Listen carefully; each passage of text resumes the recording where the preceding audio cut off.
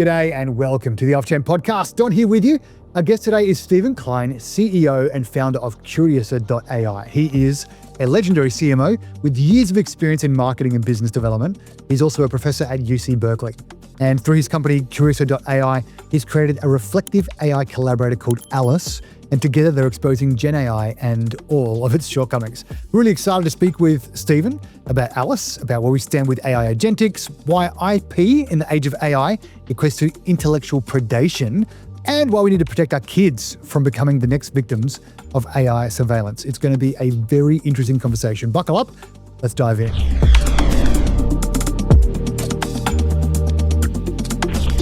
How did you how did you come to build an AI company? What's your origin story there? Yeah, sure. Well, it actually starts back in 1994, and that's the truth. I was sitting in a Harvard Business School class called Technology and Operations Management, which was a requirement for first-year students at HBS. And I had never, ever felt more stupid in my life. I mean, I literally couldn't comprehend a single thing this professor was talking about. And I'm looking around at all of my classmates and I'm thinking, like, I really am an imposter here. I really don't belong here. And I don't understand anything that's going on. And I kept asking myself, what's wrong with me? And the professor one day was teaching us about Toyota. And it turns out that Toyota invented a simple algorithm called the 5 Whys back in the early 1930s. And it was really just a trick that engineers used to try and get down to root cause. But you're just asking why. You really get down to your first principles. And what I realized at that point in time was that my section mates weren't smarter than I was, but they all somehow learned how to think. And they were really, really good at learning and good at thinking. They knew the craft of thinking. And that's when it dawned on me that thinking was a craft, not necessarily correlated to IQ. And that brought me to Socrates and Plato and how the Socratic questioning really taught Plato how to think. And out of that, Western civilization, to some extent, was born. And I always wondered, wow, wouldn't it be magical to be able to create some form of a Socratic technology that would turn all of us into Plato? It was that simple. And fast forward to about 3 years ago, and I had never forgotten that humiliation that I had gone through. And with the advent of generative AI, I realized that the technology had arrived. I had lived long enough to actually see the day where we could put Socrates in our pocket. And each of us, if we chose to, could become a really serious, deep thinker. And I thought to myself, well, why don't you develop that technology? Why don't you try and develop that generative AI platform that elevates humanity, that augments our intelligence, that enables us to think more critically, pushes the boundary of our imagination. And that was essentially the beginnings of what we did about 3 years ago. It's been, a bunch of transitions since then, but that was essentially the underlying story. How did you come to see that as the opportunity versus, say, teaching like you've been doing, or helping other people to do the things that they were doing? What was it about? Was it just because, like I said before, now AI is a particular thing, and generative AI in particular, and you've been thinking about this since the early to mid-90s, and here's your opportunity? Or is this the best use of your particular set of skills and experiences? Is it just that kind of coming together of a bunch of different things at the right time, the right time, in the right place with the right people? I think it was a combination of a couple things. The first thing is that I had been involved in AI for almost 15 years. And I worked with the largest law firm in the world, a company called Dentons, from 2015 to 2021, about 16,000 lawyers, I think something like 85 countries. And one of my responsibilities, one of my areas of expertise was AI ethics. And I was fortunate enough to travel the world and meet with and speak on the topic of AI ethics. So it was something that I knew a lot about, um, was considered an expert in, but there are no experts uh, in reality. A little bit of knowledge is a dangerous thing, as my mom used to tell me. Um, so part of it was I just had a fairly deep understanding of AI.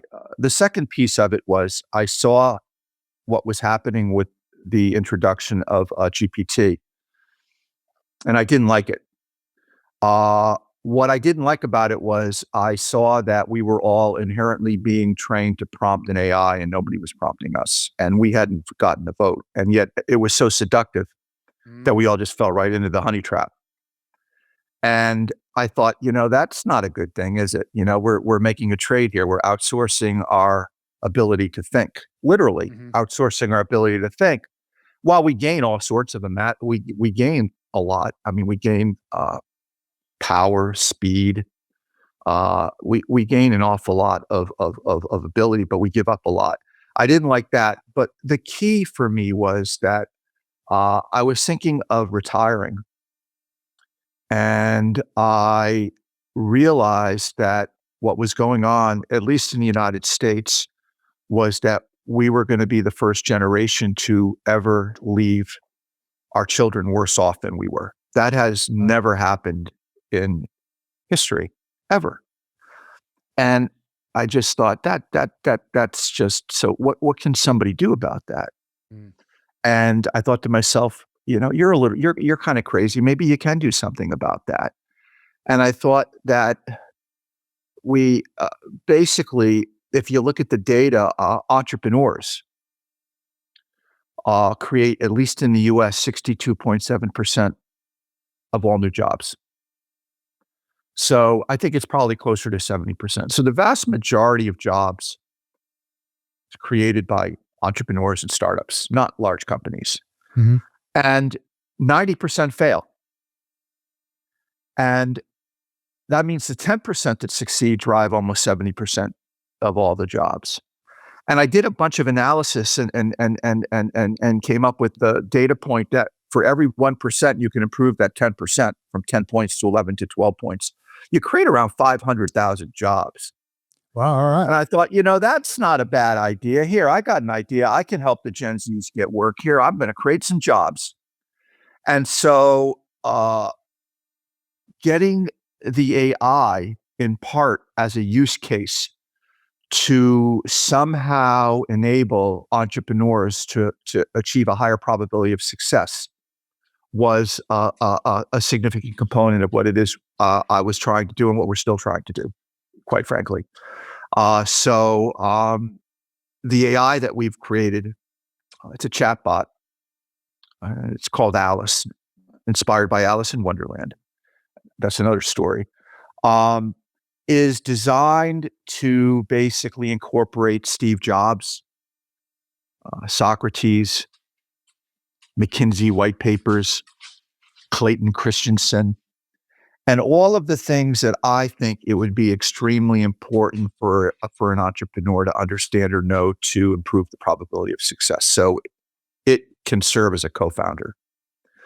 And instead of having to pay McKinsey, $50,000 a month, which is out of reach for most entrepreneurs, we could probably put this thing together for $15 a month and still achieve about an 80% margin based on the unit cost. So that was sort of what we set out to do. And the goal is to basically change the world, Don.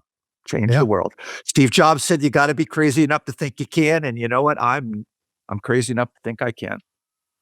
How does Alice differ from, say, a Grok or a ChatGPT? She is curious. She asks questions. She slows you down. She doesn't speed you up. So she doesn't show up in the office one day and say, "Can I get you coffee? What tricks can I perform? And can I do your strategic plan overnight?" Because She, what she does is she says, "So tell me, what is it we're trying to accomplish today?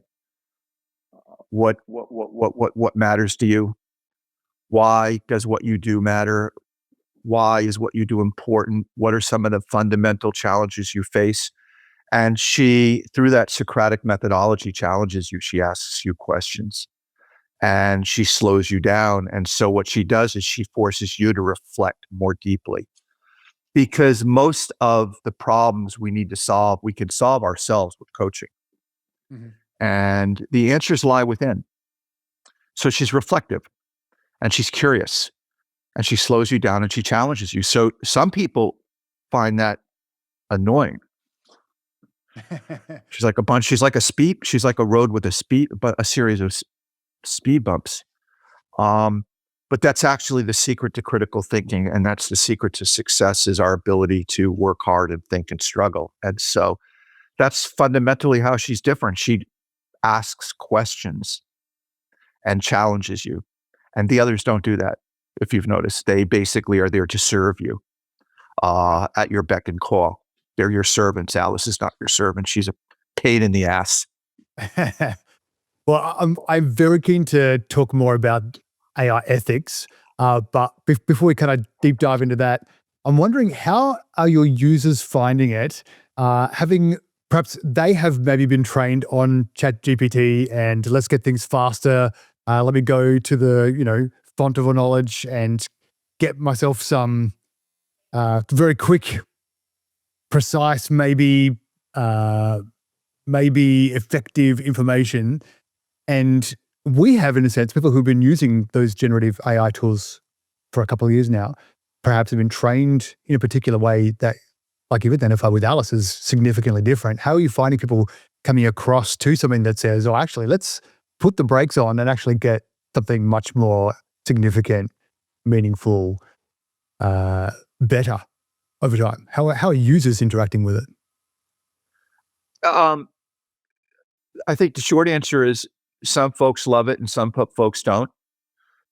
Um, I think you really do have to have the mindset that you do want to work hard and think more critically. You have to kind of be cognizant of that fact that if thinking comes too easily, it's not thinking anymore. Some do, some don't. Um, the people that find us, because we don't spend any money in marketing, we've really we're building this thing old school, organic, word of mouth, and the people who find us kind of get it, right? Mhm. And Gotcha. they self select, and so we have a group of enormous supporters, because they come to us believing in the philosophy. And I think it is a philosophy to some extent. You could call it human first. I don't want to get too earthy, crunchy new age, but there's a bit of philosophy in it. And so the vast majority of users love it, but that's because they knew what they were getting into. Yes, gotcha. And it's not for everyone. I mean, 3 years ago, when we started this adventure, um, people laughed at us, particularly the Silicon Valley, the experts, the investors, because they just thought that was the silliest thing they ever heard. Somebody's going to create an AI to ask questions and slow people down and make people think. Oh, who wants to do that? Are you kidding me? Um, and I think the world is changing. And I think the past couple years, 3 years have made a big difference. And I think you can see that people are waking up to the reality around generative AI. And I think they're starting to see the pros and the cons. And I think they're catching on. And I think they're seeing through the hype.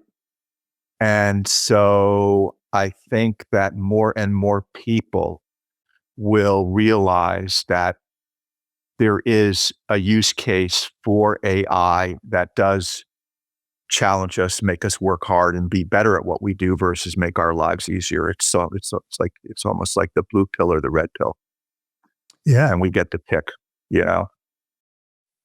Yeah.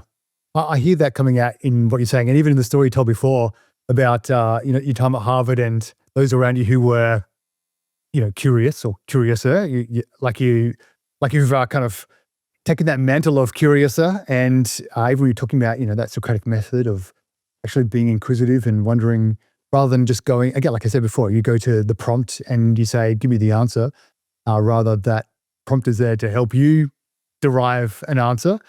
Uh, Tell me about the naming of Curiouser.ai. Yeah, it's inspired by Alice in Wonderland, uh, it's known as a children's story, but and I used to love reading it. I've got boy girl twins. They're 25 years old now, so I don't read Alice in Wonderland to them anymore. But when they were little, I did, and I've always loved the story. It's always meant something to me for whatever reasons. And Lewis Carroll, the writer, said something that I've always found quite profound, which is that imagination is the only weapon in the war against reality. And I think that the more AI becomes ubiquitous in our world, the more value our imaginations have. And I think that's the one asset that we have exclusively proprietary to our humanity is our imagination. I think that is really what makes us distinct. So a big part of it was a tribute to human imagination. The other part of it was that the story of Alice in Wonderland is for me a metaphysical journey. It's a philosophy whereby this 7-year-old girl who is a representative of humanity travels through this extraordinarily bizarre and quite frightening world and is challenged with all sorts of questions, most of which are impossible to answer. Mm-hmm. But she tries and she handles it with grace. And that to me is what life is. It's a journey in which we are challenged with questions we don't have answers to, mostly around purpose. And so I felt that it's that inherent curiosity and search for answers that we don't necessarily have that actually equates to a good life. Mm-hmm. And so fundamentally, that was the philosophy behind it. Mark Twain framed it in a way where he said that the two most important days of your life are the day you're born and the day you find out why. And I think that's the story of Alice in Wonderland. She asks, who in the world am I? Ah, that's the great puzzle. And so I think that to me is the fundamental first principle essence of what makes humanity wonderful and what advances us and maintains innovation. And so that's sort of the reason why it's called Curiouser. And she says Curiouser and Curiouser. It's a famous line in chapter 2 when she drink me and she grows up and then she cries and then she collapses in her tears and she's swimming in her tears. Curiouser and Curiouser. How do you think? I mean, that's not the way we're using AI as a general rule. We don't use it that way. We kind of people tend to use it to do the creative work for us, so that we can, have larger, faster output or outcomes. And so we're outsourcing their creativity. You're saying that's the thing actually that's unique to us as humans.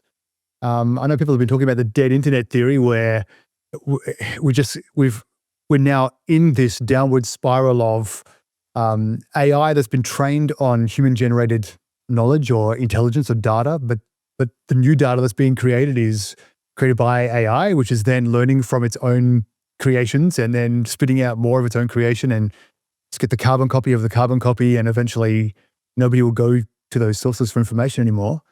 Do you subscribe to this dead internet theory? Do you think we're on this? Are we in the vortex now, or is it too late to get off? Is there any will to get off? Um, I think that's where we're headed right now. I mean, it looks like that's where we're headed. Um, I mean, 90% of the entire internet was essentially borrowed without permission by 5 companies to train these foundational models. So most of the original data was taken, and the models are now spitting out more data, and it's starting to get recursive. So I think that the banality of our regression to the mean is cyclical, and we are starting to feed the models that are feeding us with themselves. Yeah. And it's getting synthetic and recursive, and I don't know where that ends. So that's one, I think, concern. Um, I believe that out of all of this, I'm extremely optimistic. I think there is going to emerge an extraordinary, wonderful outcome, quite frankly. And I'm not sure if I'm answering your question directly enough. Forgive me if I'm not, but I believe that um, the bad news is that I guess bad news is a judgment. I think that you can pretty much assume that anything that can be measured is going to be automated. Right. Okay. And I think you can pretty much assume that there is no such thing as intellectual property anymore. Sure. And I think you can pretty much assume that regulation is probably gone. I don't think I think the sheriff left town at some point a while back, because at least in the United States, in Washington, there isn't a desire to regulate right now, Mhm. to say the least. And in China, there isn't the same. So if you assume that there is no intellectual property, that everything that can be measured is automated, and that there's no regulation, what's left? What's left are all the things that can't be measured. So then you ask yourself, what can't be measured? What can't be measured is meaning. Meaning can't be measured. Our values, they can't be measured. Our ethics can't be measured. Trust can't be measured. Imagination can't be measured. Our dreams can't be measured. So I actually believe that the unintended consequence and the counterintuitive outcome is going to be potentially an age of meaning, where businesses Oh, learn to compete on shared values. I don't know what will be left. And so I do think that the dead internet theory is real, but I think we're going to get through it. And out of it is going to emerge some form of enlightenment, in a sense, because it's going to be, I mean, Machiavelli is going to have to meet ethics in order to compete, because everything else is going to be commoditized. I don't see how that's avoided. So I think that this ends really well, quite frankly. I know a lot of people are looking at this and like, are you crazy? This doesn't go well. I think people right now are literally running for their lives, thinking that, it's just a matter of time before it's all over. Right? I don't agree with that. yeah, right. Mm-mm. I wonder if, the studies like the one that MIT did showing people's brains changing when they're using AI. I'm Mhm. wondering if we actually become more and more kind of androidic. And I'd love to hear your perspective on like what makes us meaningfully human. You mentioned creativity, but what happens when we become more and more integrated with machine or with algorithms? Because we're already doing that uh, as a as a species. We're kind of doing that to ourselves, where we are training ourselves to become symbiotes with machines. We have done that already, but we are more and more meaningfully, if I can say that, not with a moral edge, but I guess with a kind of a quantitative edge, more meaningfully or significantly integrated with machines. And some people are trying to take that, to the very next level with some sort of literal integration, I guess, you would perhaps be, maybe not uniquely, but expertly, although you might not like that title, able to answer that question as a long-time AI ethicist. What makes us meaningfully human in the age of androidic, symbiotic human-machine interaction? And it seems like we're getting more integrated, not less integrated. Like, there's warnings that are coming out, make us think, oh wow, that's interesting, and we go straight back to the prompt, straight back to the algorithm. Well, I think the short answer is the fact that you're even asking that question is hopeful. Yeah. Because I think it all starts with self-awareness. Like, when things are happening to us that we're unaware of, that's one thing. And when things are happening to us that we're aware of, that's something else. So I think awareness and education about what's happening actually matters. And I think that's distinctly human. Sure. But this has been going on a long time. Okay, so let's go back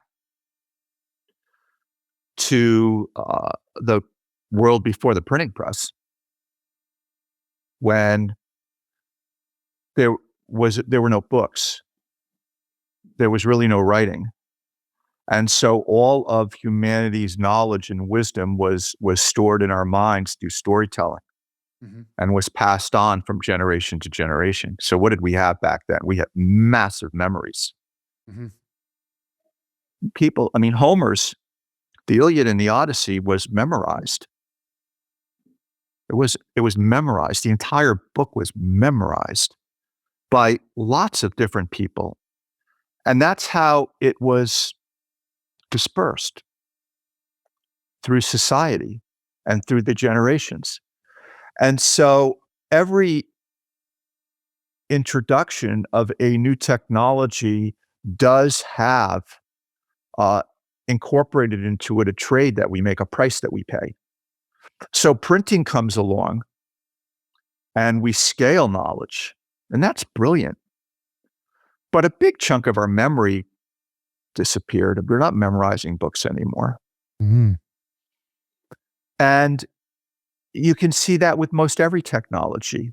Sometimes the trades are good and sometimes they're bad. With calculators, we gave up a lot of our ability to do math in our head, right? We don't do numbers in our head anymore. Or with GPS. I remember having to ask for directions and read maps and try to figure out where I was, and I was lost, and I was always having to use my brain. Yeah. I don't anymore. I talk to my car. My car talks to me. We're pals. My car drives for me now. So the question we have to ask ourselves with each technology is, what's the price? What are we getting and what are we giving up in return? And I don't think people actually realize that that is a very real trade. And that is a question that we need to ask ourselves when it comes to the algorithms and when it comes to generative AI. And I think that ultimately there are two ways, again, that we can look at that AI. We can look at it as we become more machine-like and rely on it more and more and get seduced by that laziness, Mm-hmm. convenience.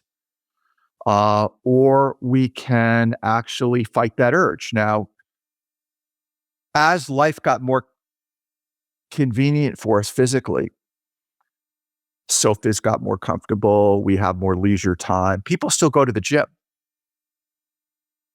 People still go out, they go run. Not everybody. Mm-hmm. So maybe the metaphor is like, are some people going to go to the gym, have a margarita, and let the bot work out for them? Or are some people going to go to the gym and do the workout themselves? And I do think that it may be as simple as our agency and decisions we make for ourselves. I really do. I don't think that we're victims. I don't think that anybody could take that away from you, Don. Yeah. I wouldn't let them.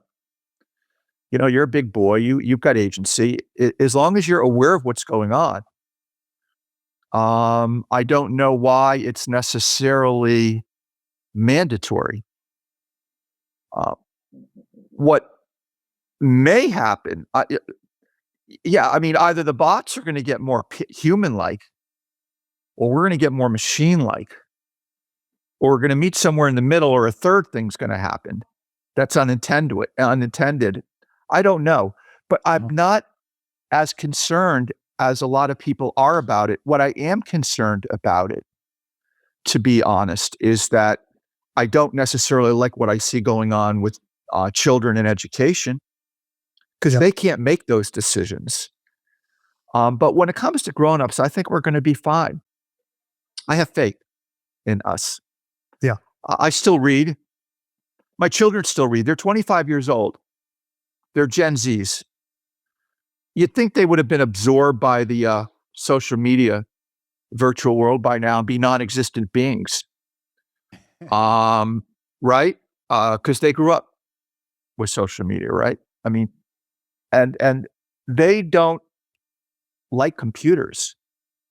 They don't use AI very often. They can. They spend their time in the real world with their friends. They're out hiking. They're on road trips. They go running. They're in marathons. And I find them living their lives more robustly than I remember. And so I'm optimistic. I think there is going to be what was it, Isaac Newton? Reaction, overreaction. So I think we're going to be pleasantly surprised. Yeah, does that answer your question, or do I sound like hopeful? Or do I sound like a Pollyanna here, or what? I don't think this. I think the sky's falling, but I think it's going to go back up. Gotcha. So there's a mean reversion in our addiction to the algorithm and the prompt, is what you're thinking? Yeah, I think as long as you know that it's happening. I'm not addicted. I mean, I use 5 AIs every day. I use my AI. I love Grok. I love GPT, Claude, Gemini. I use them every day. They make me more of a thinker and more of a whole person, more productive than I could ever be without them. And I am still challenging myself and working hard. And I'm the one doing the thinking. They're the ones serving as sounding boards. They're the ones who are helping me with research. And so I think if I can figure it out, you can figure it out, my children can figure it out, I think we're going to be okay. Now, here's the problem, forgive me, is that the industry is spreading an awful lot of narrative and fear, I think. So I think we have to recognize that this industry has roughly $100 billion. And the industry isn't designed to benefit humanity. That's not what motivates it. It's designed to make as much money as it can, as fast as it can. Mm-hmm. And so that leads to various sorts of strategies that will potentially have short-term impact that I don't think will necessarily be positive and are not positive. But I think a lot of that taints our perceptions right now, quite frankly. But I'm optimistic. I'm not a doom and gloom guy. Right. I am also optimistic. My caveat is exactly that. Like you said, you go back and we start using rocks and then hammers, and life gets better and easier. And the printing presses is wonderful and amazing. What we didn't have, exactly like you say, is the world's best psychologists figuring out how people think with the sole desire to make corporations money, finding ways to maximize the efficacy of their algorithm on the human mind, collectively, not just individually. And so while you say, I'm a big boy and I have agency, I totally agree. And although I would never want to overestimate, I think it would be a fallacy to overestimate my ability to beat an algorithm or I don't want to say I can't be played because my eyes are open or because I'm curious. Although I do think objectively I'll be one of the more curious people. Uh, there's a bell curve, and your kids and you and hope, Lord willing, my kids as well would be at that end that says, oh, this is a tool. Tools are wonderful. Hammer can be used to build or to break down. We want to use it to build and make the world, better. And there's that hope. And I totally agree, man. I think if we zoom out, there's a very hopeful future for humanity. My concern or caveat is that there is a mad rush to be the dominant AI, or at least for jurisdictions or states to have the dominant AI, and they're not thinking about what's the impact going to be on individuals, what's the impact going to be on humanity, what of this makes us meaningfully less human, etc. And so for me, I think yes, future, there's hope there, but my fear is a not catastrophic, but significant damage and carnage along the way. That's my one caveat. I think that's I think that's absolutely valid. And you're right. I mean, you can see it already, right? But the fact that we're asking those questions, and the fact that we're thinking critically, the fact that we're aware of it, I think is essentially what matters. And if you look at it as a tool, earlier you mentioned hammers. I mean, let's just take vibe coding. What a fascinating concept. That there's this narrative that the industry pushes that we won't need engineers anymore because everybody can code through vibe coding. The companies that are pushing that narrative have, OpenAI has 5,000 engineers. Anthropic has 3,000. So they still need engineers, apparently. I think that's hilarious. They need engineers. Microsoft needs engineers. But in a lot of ways, let's look at the hammer as a metaphor. I mean, so if you're a lousy carpenter and I give you a power hammer, you're just going to be a crappier carpenter faster. Sure. I mean, so essentially the innate talent and craft and skill is still that human piece so far. Okay. So you remember when about a year ago, OpenAI came up with this imaging tool that took the internet by storm. Sam Altman, he did this thing with Miyazaki, so everybody could become a Miyazaki kind of, and I don't know if it went viral.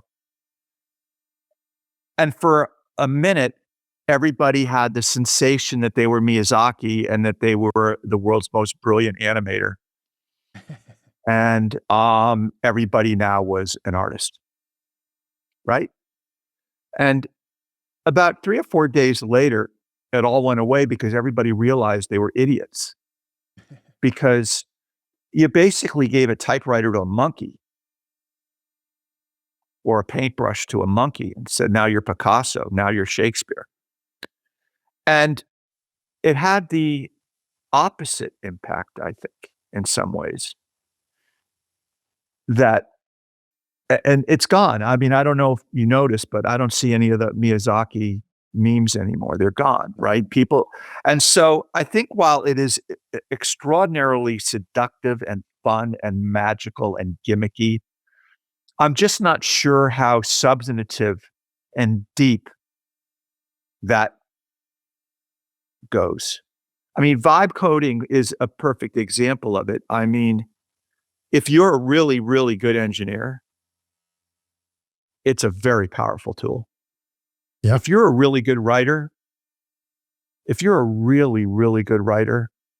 generative AI gives you superpowers. It gives you superpowers. It's like X-ray vision. You can fly if you've got the talent. If you don't have the talent, It just spreads crap at the speed of light, Yeah. right? Right. So that's what I can't get my head around, is that first principles around, I mean, Elon Musk once said something incredibly intelligent. I know he's a divisive character, but he said something really intelligent when he was asked what scares him most about the engineers in SpaceX. Like, what does he worry the most about the engineering in SpaceX? And he said that he worries the most that some of his smartest engineers are optimizing things that should never have existed in the first place. Yeah. I think that is the danger with AI, that we spend time polishing up things that probably shouldn't exist because we don't start in the right place. Mm-hmm. And that comes back down to curiosity and first principles and root cause and imagination. So, let me, one more point, if I may. I'm talking a lot. That's the point. Well, thank you, sir.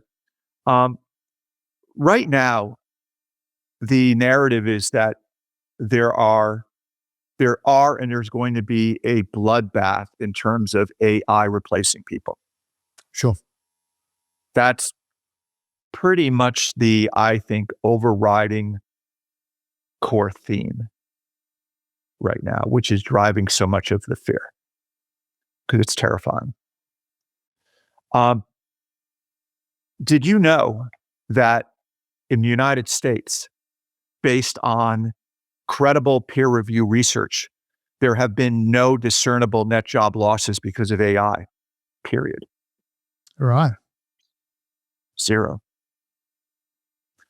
So we're talking about Microsoft letting go of 14,000 people, and the implication is because of AI, or Salesforce letting people go, or Meta letting people go because of AI. But I want to make the point that no one's losing their jobs because of AI. Not yet, anyway. Some people will be, obviously. There's going to be sectors of society, in terms of self-driving, and there's going to be potential robotics in factories so far, but it's going to happen much more slowly than people realize. It always does. But that's a myth. That's a myth. What's happening is there's layoffs. We've been having layoffs since the Industrial Revolution. Every 14 years, 12 to 14 years, like clockwork. Tightening, expansion, tightening, expansion. So that's also, I think, part of the fear that's being communicated, because it's a great story for a company to say, instead of saying, "Hey, we mismanaged things. Sure. We've got to cut people to satisfy Wall Street." It's much better to say, "Hey, we're incredibly brilliant and strategic, and we have found ways to implement AI to save costs." And it's much better to say that. That's a much better story. I read two of those stories today of companies saying that exact thing. They're not true. It's not true. It's not true. If there are jobs being lost because of AI, it's because the companies are over-investing in it. Sure, yeah. But it's not because it's replacing people. It's not replacing people. It's not capable of replacing people. You use AI. Yeah. I assume, Don. Do you use it for research? Have you noticed how the mistakes it makes? Absolutely. For sure. I will always. It's crazy. It's crazy. It's one AI, and then I'll go ask another AI detective work over the first AI. That's what I do. I triangulate my information, one AI to the other. Yeah, you gotta. So the fundamental idea that an AI can replace anybody in an office environment without a human in that loop is insane.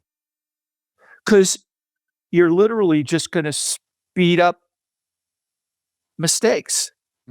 So it's the beginning of the end. It's like, if you don't know where you're going, when you speed things up, you're just going to get lost faster. And I think people are forgetting some of those fundamentals. AI is not capable of replacing a monkey right now. It's not.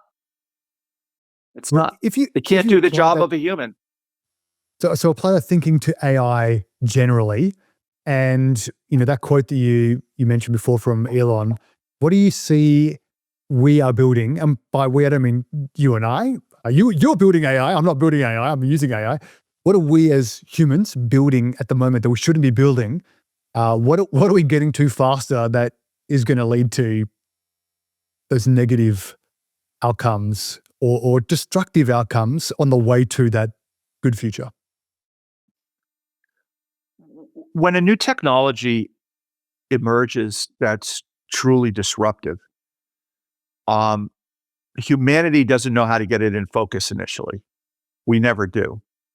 And so we use metaphors that are often deficient until we eventually understand the implications. And we see the negative before we see the positive. So when the automobile was introduced,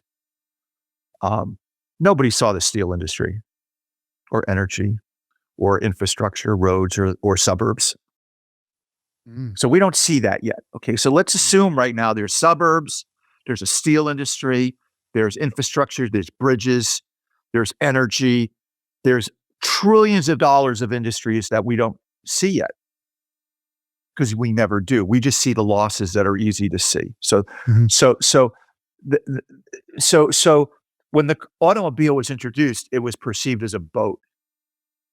The metaphor was it was a land yacht. It had a tiller. If you go back and look at the old photos, they're really cute. They're like little boats with wheels and they have tillers. Or when television was introduced, nobody understood TV, so it was just a camera on a radio show.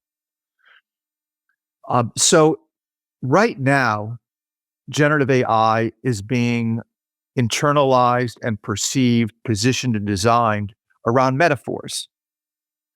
And there are a lot of them, right? So there's the tool, the intern, the assistant, maybe the partner, the coach, the friend, the therapist, the troublemaker, whatever. But essentially, it's a mirror. And it's all of the above and it's none of the above. And so what we're doing right now as an industry is looking at it as a typical technology that will automate tasks and help us do things easier and faster. That's essentially it. It's the industrial age manufacturing process where the consultant goes in, looks at the line, and says, well, if we put a machine here and a machine here, we take that person out, we can increase throughput, we can basically increase cycle time, and we can make more money. And so that's what the consultant does in the office. They take the AI and they look at it. They deconstruct the office into a process. They try to figure out how to optimize efficiencies so they can cut costs, boost margin, boost profit, boost share price, and have a great call with Wall Street. That's 99% of it right now. That's what we're doing right now. We're creating automation to potentially cut costs and save money so businesses can be more profitable, right? But it's unique in the sense that you could also look at it as a means by which you could elevate that organization. So rather than looking at it as a way in which you could you can replace people on the line, what if you could take each of the individuals on the line and make them 5 times better? Make them 5 times more creative, make them 5 times more productive. And so right now, the model is that you go into a company and you say you got 10 guys, they make 100,000 each. That's $1 million. Take 9 of them out. Now you've just saved $900,000. Put the AI in it, and that's like sex for a CFO. But you could say, well, you're paying each of them $100,000 for a 1% investment in each of them. You could give them an AI partner that's designed to coach them, designed to elevate their game, designed to level them up, designed to show them things they weren't aware of, designed to turn each one of them into Steve Jobs. And now for a 1% investment in each of them, you'll elevate your game. So while you won't cut costs today, because it's an investment in tomorrow, you're going to grow your top line, you're going to grow your revenue, you're going to create more value. And so it's the difference between what would be called an automation model and an augmentation model. And that's where this goes. That is where the money is. That is where the money is. The money is in creating generative AI technologies, platforms, and products that actually elevate entire organizations so that they can crush your competition on innovation and value, not on vacuuming up the pennies. And we're not there yet. Yeah. We're not there yet because that requires investment and a different understanding and a different metaphor. Well, yeah, it needs vision, right? A vision it needs for vision. that. Yeah. Well, it also needs courage. Yeah. Courage is a funny thing. Steve Jobs used the simple line, think different, which I think was the best line in the history of marketing for sure. I don't think thinking different is that hard. I think having the courage to do something with it is. And yeah, right. I think that's really right now, I think there's a dearth of, I think courage is in short supply right now within the corporate world. We tend to be running in a stampede right now. Yeah. I think so. It'll come back into fashion. You watch. Where do you see your voice? Is your voice in this like a prophet on the hill, kind of shouting into the crowd, or are you a co-runner, startup entrepreneur running alongside people saying, "Hey, look that way, like come this way"? What do you kind of see yourself speaking into? How are you engendering this kind of courage in others? That's a really good question because people people completely ignored me for 2 Or or always 3 ignore years. prophets. That's the nature of. Yeah, and now I'm at they're laughing at me, and even some are threatened by me phase, which I think is that's progress, right? Isn't that what it's like? They ignore you, they laugh at you, they're threatened by you, they try to kill you. Yeah. They haven't. I don't know if they're trying to kill me yet, but I have seen an enormous amount of positive response from the kinds of conversations we're having. Mhm. I see it in the numbers. I mean, LinkedIn has 1.1 billion people on that platform, and I went from 0 to 50,000 followers in 4 months, Well, and maybe I add about 500 to 1,000 a day. wow. And our waiting page adds about 500 to 1,000 people a week. Our workshops that we launched, and I've been doing them for free, but we're going to have to start charging because my wife's getting pissed off at me. I'm the only AI company in the world I'm the only guy that's not making a lot of money in AI. But, got to figure that one out. Yeah, right. Yeah, we can't put pepperonis on our pizza yet. But the reality is that we get hundreds of people that come to these workshops, and they're not I call them the rogue entrepreneur, for builders, misfits, and dreamers. And it isn't the typical sort of, here's a quick hack so you can get rich quick, magic button Mhm. story that people believe right now, because there are no magic buttons. Success is hard. You got to work hard. Excellence is hard. So I have all of these data points to suggest that, what I'm talking about resonates with people. And I'm encouraged by that. And the reason why I think that's the case is that I think people are enormously intelligent, enormously intuitive, And I think that they realize to some extent that they're being lied to by the industry.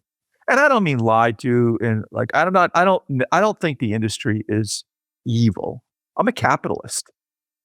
I'm a capitalist. I love capitalism. I went to Harvard. I went to the Pentagon of capitalism. I'm a highly trained, dangerous capitalist. But it's just the essential nature of being in a billion-dollar industry and wanting to protect your turf, right? And grow. So I think people realize they're being lied to, and they are being lied to. Yeah. Intentionally. Quick history lesson: sugar. Yeah. In the 1950s, invented a playbook where they realized that they were in trouble because all of a sudden the world woke up and realized sugar wasn't good for you. What could be, up until then, it was, what could be wrong? It's so sweet and wonderful. Let's give our kids lots of it. Seriously. Yeah. And all of a sudden, the science started catching up and thinking, wait a minute, this isn't necessarily good for Tommy and Johnny and Sally. This is actually good for them. And it started hurting the business. So what they did was they realized they had to do something. So they came up with a boogeyman called fat. And they went to various credible resources like medical institutions and universities. And they created all of this research that was basically biased, that proved sugar was good for you. And then they used that research as the basis for their billion-dollar campaign. Mm. And so the narrative became sugar is good for you, sugar is good for you, sugar is good for you. It's easy energy, it's this, it's that. In the 90s, tobacco comes along, and they're in the same boat because people realize that it's not good for you. Cigarettes aren't good for you. It's highly likely there's a correlation between smoking and cancer. Now, the cigarette industry wasn't going to just roll over and play dead and say, oh, okay, we're going home. So what do? They take the sugar industry playbook and they perfect it. They get doctors. You can go back and see the ads. It's unbelievable. The nurses in the hospital and the sex and the doctor saying, I love my Luckies. They help me focus and they're good for me. And all of a sudden, and it was all of this scientific data backed by Ivy League schools who were paid a lot of money. Yeah. Money can buy a lot. A lot of that's going on now to some extent in generative AI. There's a lot of these studies that are basically pushing a narrative about generative AI that isn't true. Whereas the MIT study you mentioned earlier, that study doesn't get a lot of airplay. You got to find that study. And then when you look at that study, all you see are people criticizing it and ridiculing it and saying how biased it is because it's not industry sponsored. Mm. So I think people are catching on to the fact that there are certain narratives out there that are being pushed that may or may not be based in authenticity. And I think that always eventually comes to an end. And I think that I probably am at the beginning of a wave of a lot of people like me, a lot of companies like what I'm doing. I think Apple, I think there'll be a lot of companies that will move to an augmentation model. So I hope so. I don't think I'm a prophet. I think I'm a business person that may be slightly ahead of my time. Okay. That was good. That makes me feel a little more normal, Gog. Yeah, sure. I don't want to be a prophet, and I certainly don't want to be an activist. Yeah.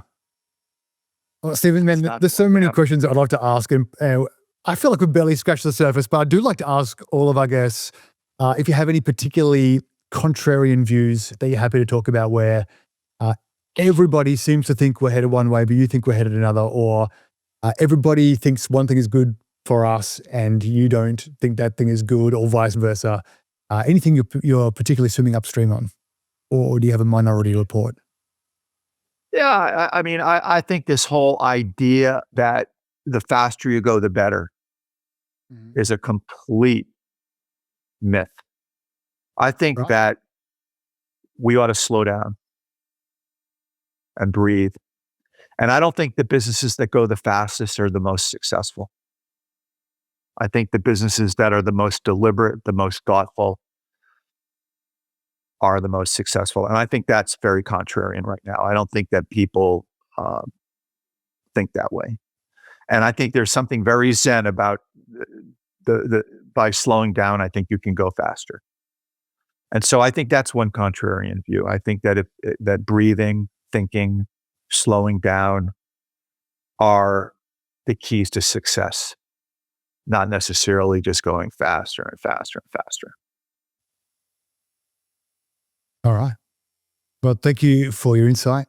Thank you for, again, pushing against the grain and actually trying to do things that are going to help people and progress us as humans. Stephen, if people want to find you online or find out more about how they can incorporate Alice into their daily routines or business building, where can they find you online? Well, I'm on LinkedIn at Stephen Klein, and you can email me at Stephen@Curiouser.ai. I love to respond to as many emails as I can. And we've got a website, Curiouser.ai. And yeah, we're out there, and find us, engage with us, compliment us, criticize us. But let's talk. Let's have this conversation. It's important. Oh, yeah. A lot of our listeners and viewers. And I really appreciate what you're Thanks. doing, Don.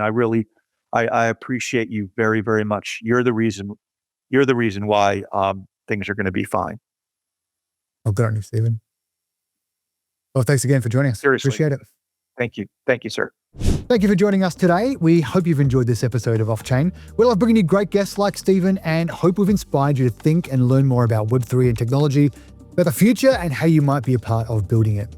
As always, please like, subscribe, or better yet, share this episode with a friend. Help us spread the word and join us again next week for another great episode of Off Chain with me, Don. Until then, take care.